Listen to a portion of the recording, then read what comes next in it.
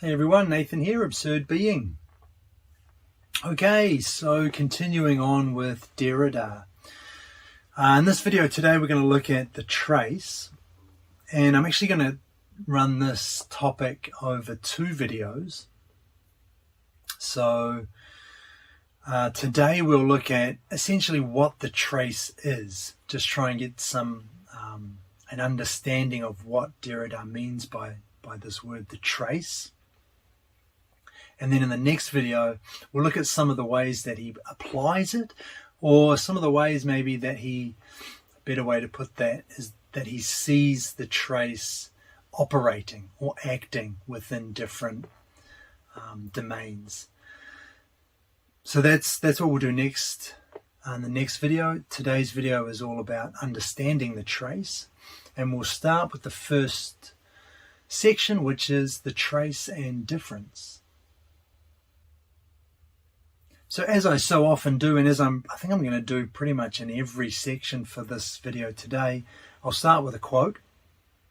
The first one sounds like this: "Even before it is linked to incision, engraving, drawing, or the letter, to a signifier referring in general to a signifier signified by it, the concept of the graphy, unit of a possible graphic system, implies, as the possibility common to all systems of signification, the instance of the instituted trace." Okay, so the main thing, it's kind of a good quote, I think, to start with. And the main point, there are two main points that I want to take away from that. The first is that the trace, the instituted trace, as Derrida calls it here, is prior to any actual traces of things. For example, letters written on paper, or engravings or drawings, any kind of signifier which refers to another signifier or to a signified. The trace is prior to all of those things. So it's dealing then not with the content, but it's dealing with the structure. It has to do with the structure of signification. It belongs to,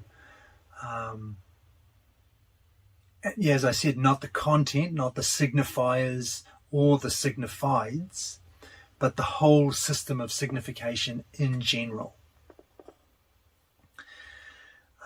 So that's the first point.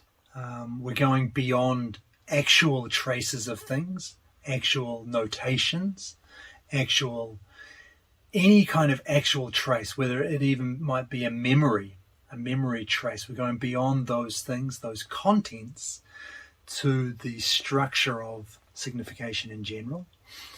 And secondly, Derrida says it's the possibility common to all systems of signification. And I think that word is important, and it tells us something about the trace. The trace, first, it belongs to every system of signification. It's that by which systems of signification actually signify. So it's gone right back to the origin of what makes signification work. And the trace is a possibility common to all these systems.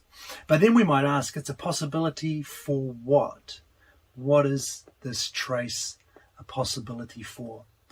And I've got two quotes that will hopefully point us in the right direction.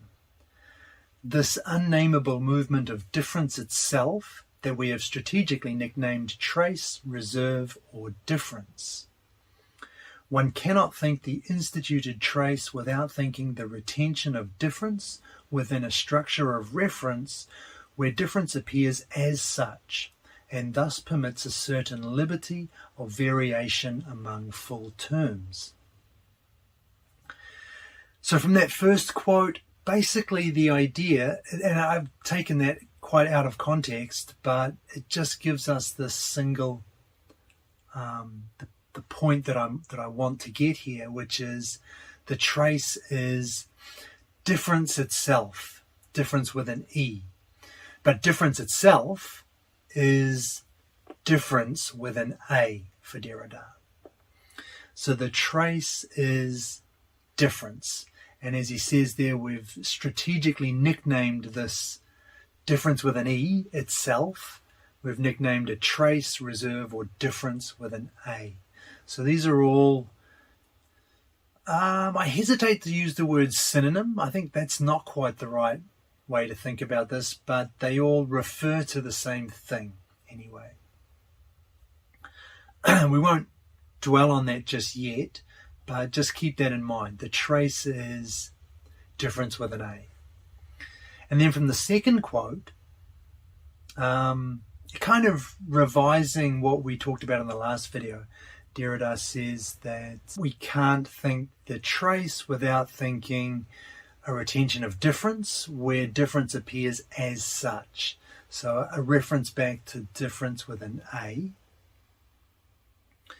And the idea there is that we can't, he's not talking about difference between two things, between two full terms, but as that which permits that kind of difference. So again, going beneath difference with an E to this lower, more originary level, which he has named difference with an A, and trace belongs there as well. Specifically in this quote, Derrida is referring to, he says, the liberty of variation among full terms. And I think what he's talking about there is the way that signs are, or signifiers are open to different signifieds. So signifiers don't refer to a specific, fixed, transcendental presence that could ground them in a complete or permanent certainty. Rather, they are open to a multitude of different signifieds, and that varies depending on the context of the word, depending on who you're talking to, what idea you're trying to get across. All of these things are important. The context, essentially, when you're using signifiers to refer to signifiers, which is what you do with signifiers, right? But when you're thinking, or when you're talking, basically, when you're writing, even when you're using language, or when you're thinking, you're operating within a system of signification, and the signifiers don't have this singular fixed meaning. And this characteristic of signification is exactly what Derrida means by difference with an A, what we called the pure movement in the last video. And we'll use that term again in the next section, pure movement, or we could even call it maybe the primary difference with an E, to distinguish it from the secondary difference, which is between terms that are already established. So it belongs to the very nature of signification. What makes a signifier in the first place? What makes signs work? And we can bring this back, I think, to the first quote that I gave you today, where we asked the traces, the possibility common to all systems of signification, but the possibility for what? And I think we can answer here, it's the possibility for difference with an A. But this also then begs another question: why make a new word? If the trace is difference with an A, why do we need this new word? And the way I see this is that these two terms, trace and difference with an A, are essentially different aspects of this fundamental, foundational, pure movement that is the origin of, or that's common to all signification, and what makes signifying work. the pure movement behind all language and thought. So the two aspects then, difference with an A reflects the differing and delaying nature inherent in this pure movement. And the word trace captures this, a different sense, has this different inflection, such that we're talking about something which is like a trace, something which is retained, and something that indicates something else, refers to something beyond itself, again, like a trace does. So these ideas are kind of built into the notion of the word trace, and that's what Derrida is trying to capture here, that aspect of this pure movement. And so better than the word difference with an A, the word trace captures that. And we'll talk more about those ideas, the trace as something retained and something that refers beyond itself. We'll talk more about those ideas in the sections to come in the video today. So we'll begin with the second section, which is the other in the trace. So the other is actually a really central idea with the trace, I think. It's really important to discuss this. And the best way to do it is with a quote. The appearing and functioning of difference presupposes an originary synthesis not preceded by any absolute simplicity. Such would be the originary trace. Without a retention in the minimal unit of temporal experience, without a trace retaining the other as other in the same, no difference would do its work and no meaning would appear. It is not the question of a constituted difference here, but rather before all determination of the content, of the pure movement which produces difference. The pure trace is difference.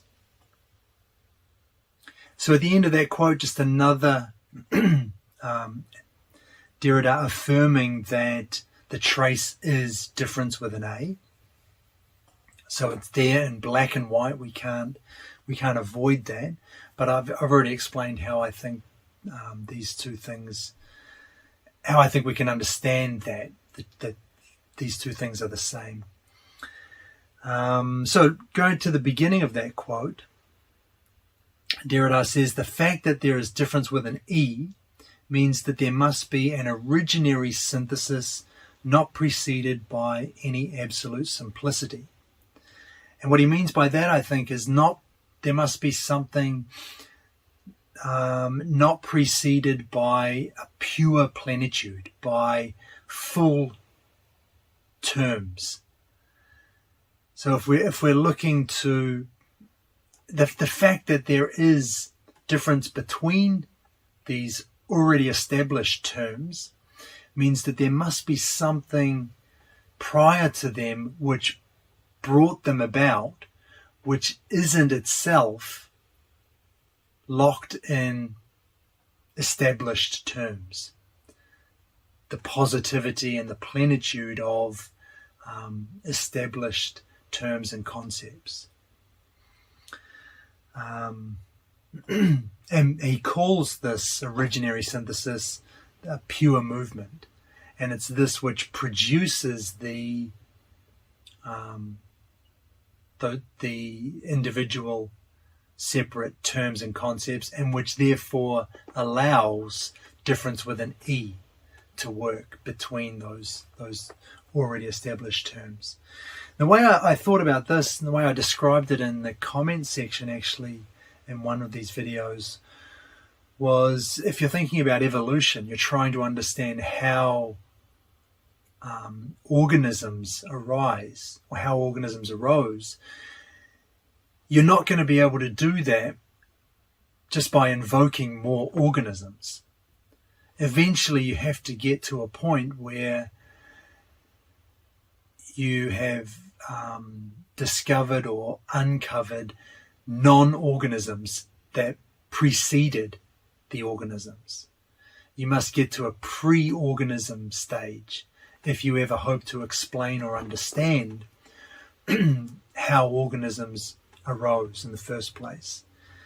It's like that thing too, it can't be turtles all the way down, right? That can't be the, I don't know if you've ever heard that quote before, but that saying. The idea is I think it was an explanation for how the earth is kept stationary or stable where it is, and it's resting on the back of a turtle. And then the question is, well, what's underneath that turtle? How does that turtle stay safe? Oh, it's turtles all the way down. But it can't be that way, right? That's the idea. There has to be something non-turtle at the bottom to support all of these turtles. Same thing here. There has to be something prior to these full terms, these concepts and words that are laden with meaning, that have positivity to them. There has to be something prior to that in order to generate them, to produce them. And that something can't be another term or another concept. And that's what Derrida is looking for, and that's what he calls this pure movement or originary synthesis. And it is difference with an A or trace. All of these words, while not, like I say, while not being synonyms necessarily, they all refer to the same thing, the same originary force, we might call it. So the other thing that's important in that quote, or another thing that's important in that quote, is where Derrida says the pure movement or originary synthesis retains the other as other in the same. So we can see here the benefit of using the word trace already, because that captures this notion of retention. If there's a trace in something or somewhere, we have that sense of something being preserved, something being retained from earlier. And the word captures that. So we can see why he invoked this new term to describe this. But what is retained? What's retained as the trace is the other in the same. So there's always a reference within a thing, whether it be a word, whether it be a concept, whether it be a thought. There's always a reference within that to another term or concept or thought outside of it. So there's always this, what I described in the last video, this reference to something which is not it. And that makes this term what it is, or this concept, or this thought. And without that, you don't have that positivity. You need that reference to this external thing. And it's and that reference to this external thing, to the external thing, Derrida is calling the other. And so the other is appearing within our term or concept or thought, and it's that which makes the term or concept or thought the thing that it is. So it's essential to the very nature, the very being of that thing. And that's the point of this this discussion, that it is originary. It's what makes that thing the thing that it is. And it appears there not as the other that it's referring to, but as a trace, as something which is retained, something which is preserved within that term or concept or thought structurally. So it belongs, again, bringing it back to what we said in the first section, belongs to the nature of signification, to every system of signification. It's a universal structure that makes signifying possible. And an example for this, and it's a good example and a bad example. I think it's a good example because it shows it quite clearly. It's the yin-yang symbol of Taoism.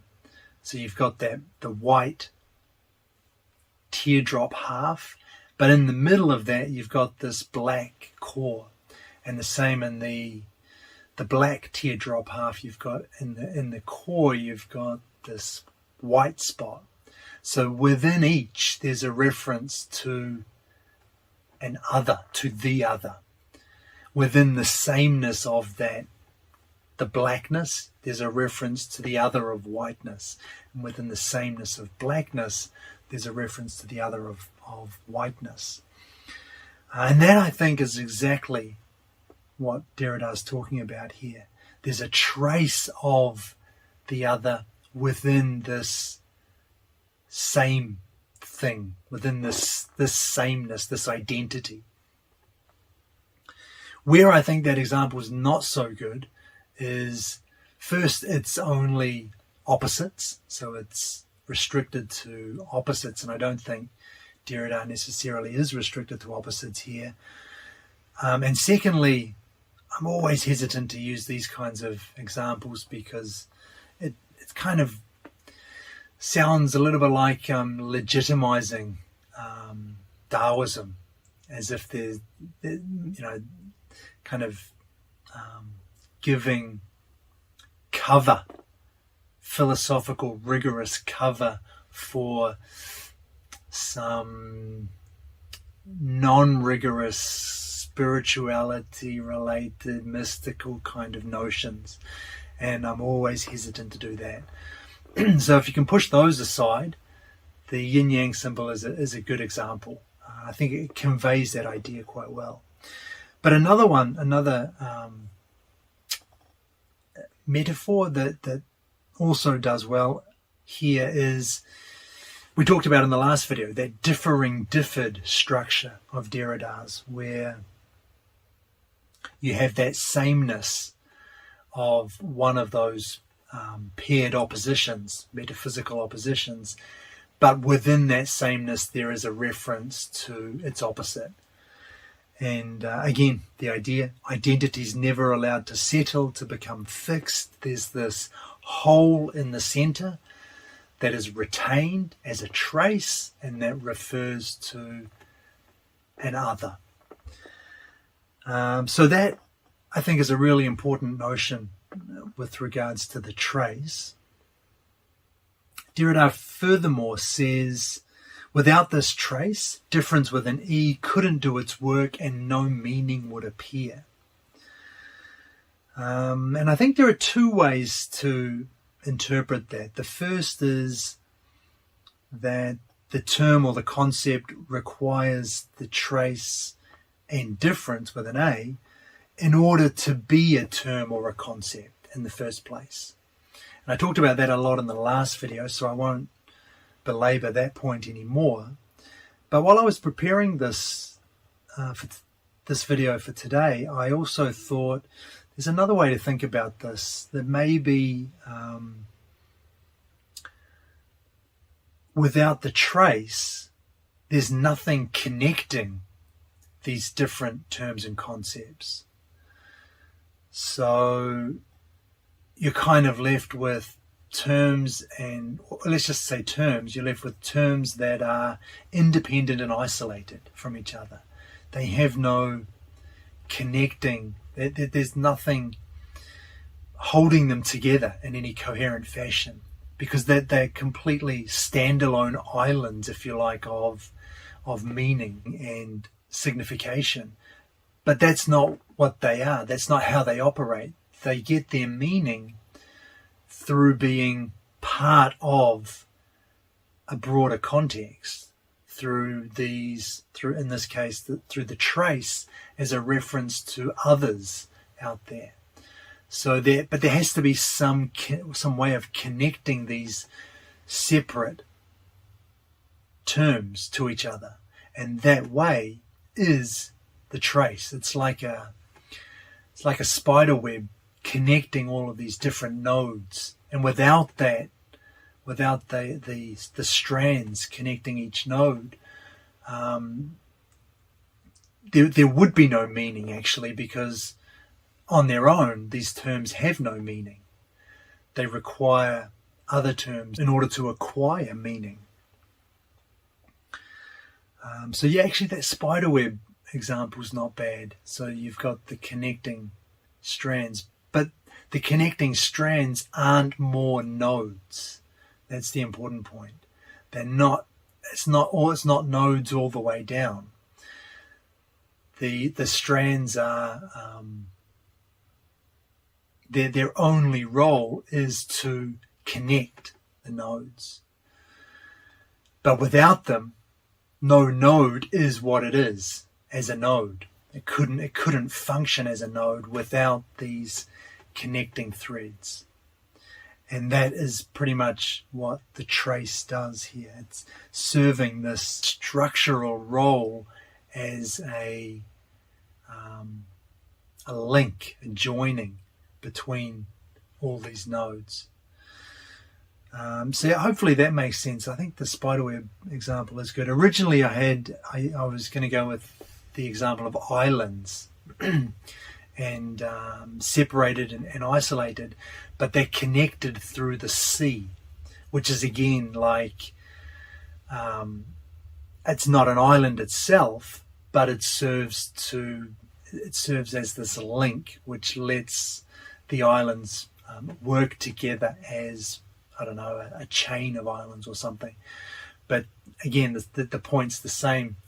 The islands, they have to have this connecting, this capacity for connection, which is facilitated by the sea. And in our example, the terms are connected by this facility, which is the trace. Okay, I've belabored that point enough, I think. And the last thing I want to mention with regards to that quote is where Derrida says the retention happens in the minimal unit of temporal experience. And we won't look at that in any depth here, but I think it's just worth pointing out that we have an example of that deferring nature of difference with an A here, showing through in the way that the trace is a retention of this other within the same. So again, just drawing connections, making certain ideas, tying them in together. I think that's always important to do. Okay, so the next part of the video is the necessity of the trace being hidden. So to our quote, as always, the trace, where the relationship with the other is marked, articulates the possibility in the entire field of being, which metaphysics has defined as the being present, starting from the occulted movement of the trace. The trace must be thought before being, but the movement of the trace is necessarily occulted. It produces itself as self-occultation. So, first of all, being has been defined as being present. That's how metaphysics has defined it. That's a major theme for Derrida. I mentioned that in the last video, and we'll talk about this later. But just keep it in the back of your mind. I'll bring it up in a moment as well, actually. That's the first point, though. Being has been defined as being present. And Derrida's point is that prior to being present, there is this trace. And we can make the same argument that we made in the last section. If you want to explain this presence, it can't be presence all the way down. You're going to get to a point where there's non-presence. And that's where we are. That's where Derrida's going. So prior to being present is the trace. And this has been missed, though, or it's been overlooked because it is necessarily occulted. It is hidden. And it's hidden precisely because it constitutes being. It is that which produces the being, the plenitude, the fullness of the full positivity of terms and concepts and thoughts, whatever. And it's just true here, I think, that whatever constitutes being must remain hidden. It must itself remain hidden. I've talked about this before with Merleau-Ponty, actually. He described somewhere, I think it's just like one line somewhere, but I made a big deal out of it in the video.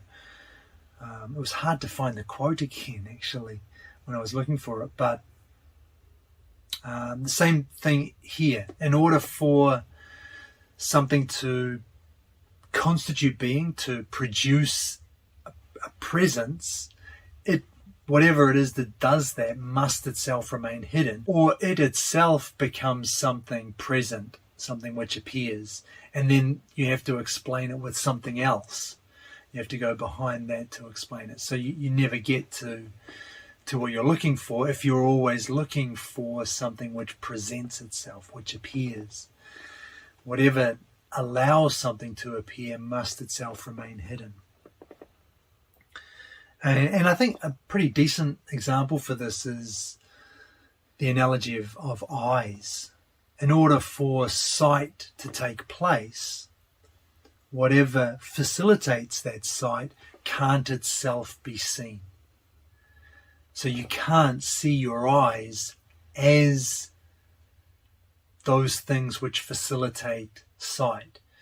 Yeah, you'll say you can look in the mirror and you can see them, but when you look in the mirror, you're not seeing your eyes as the things that facilitate sight. You're seeing your eyes as something seen. You're seeing your eyes as,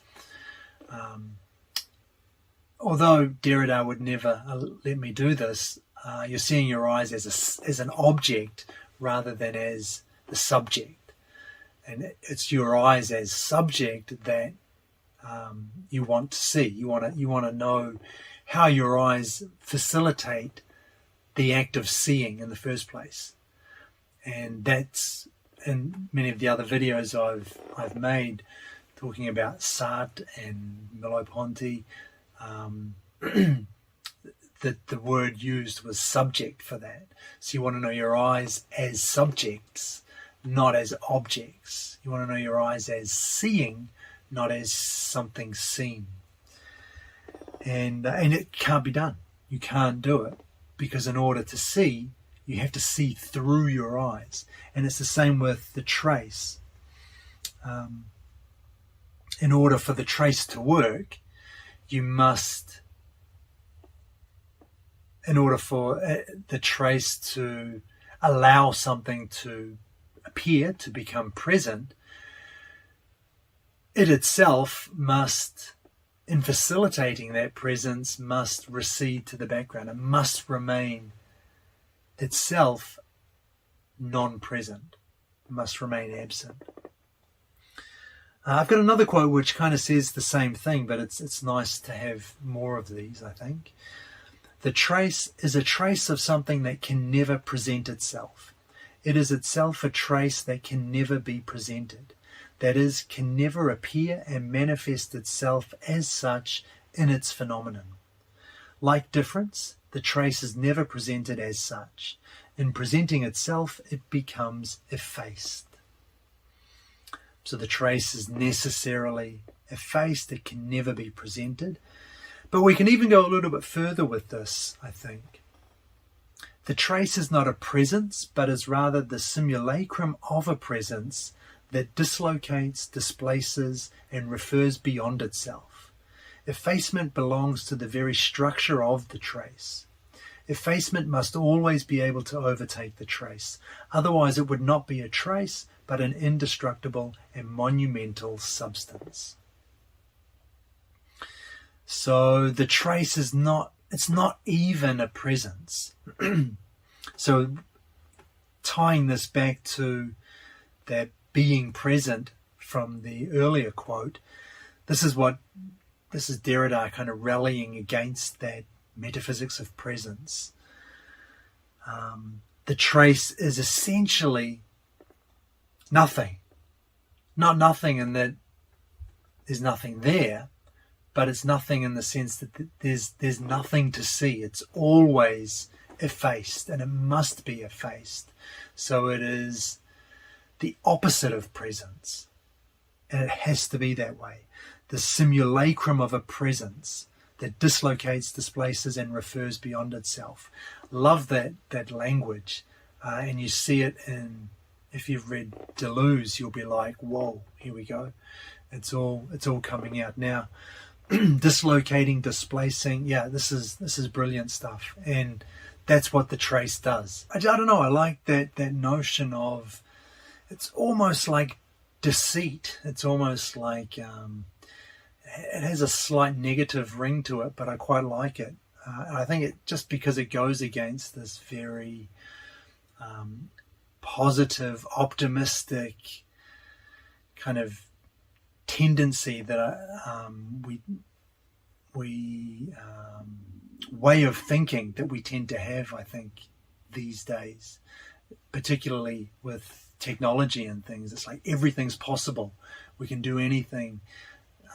Everything's about moving forward, but there's I called it before. There's a dark side to human life and human experience, by which I don't mean negative things like hate and anger, but I mean things like this. In order for there to be a language or a conceptual frame, there has to be this displacement going on behind the scenes. There has to be something hidden, something that is dislocating, referring beyond itself. It has this nice kind of shadow quality to it, just to counter, I think, the optimism and positivity of that I think has been overdone, overplayed by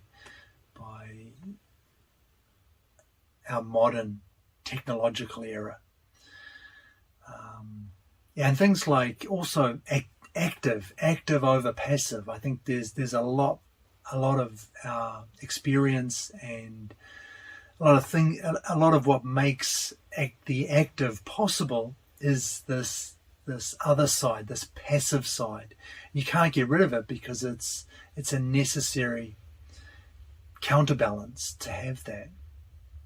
Anyway, I'm kind of drifting off topic, but yeah, I like that language, right? The trace is this simulacrum of a presence. Nice. And also he says, without this, if it weren't like this, it wouldn't be a trace, but it would be an indestructible and monumental substance. So again, just driving home that point, the trace is not a substance. It's not a positive thing. It's not something you can put a label on or conceptualize or grasp with the intellect in concepts and categories that would be pleasing to it, that would shed some light on it, that would give us some intellectual traction. It's just not that kind of thing. It's not a substance. It's not a positive thing. It's this opening, this breach within every positive thing. But it's a breach that makes the thing possible in the first place. Okay, cool. The last section for today is the origin of sense. So I don't have too much to say about this. Just a short quote, which we'll look at we'll break down a little bit, and then pretty much just wrapping up after that. So the quote: "The trace is in fact the absolute origin of sense in general, which amounts to saying once again that there is no absolute origin of sense in general. The trace is the difference which opens appearance and signification." So it's the origin of sense in general, because without it, there's no difference, and there's no appearance or signification. So there's no sense, there's no meaning without the trace. And and this means, Derrida says, that there's no absolute origin of sense in general at all, because the trace is not a thing. It's not something which can be an origin. So we can't label it as an origin and then talk about it as such, because it in order to do its job, it must efface itself. It eludes us. It dislocates. It displaces, all of that nice imagery. It's an absence. The way I think of it, it's like it's a redirecting. You try and look at the trace to understand it, and instead when you see it, when you find it, you just get redirected to something else. So, but that's what it does. That's its function. That's how it works, and that's what makes a term a term. That's what makes signification possible. It's what makes meaning possible. And in the language that we're using here, it's what makes sense possible. So, with all of that, what is the trace? Let me just try and summarize this briefly. The trace, along with difference with an A, describes an aspect of the pure movement, the originary synthesis, which makes language and thought possible, which is common to all systems of signification. It's another way of saying the same thing.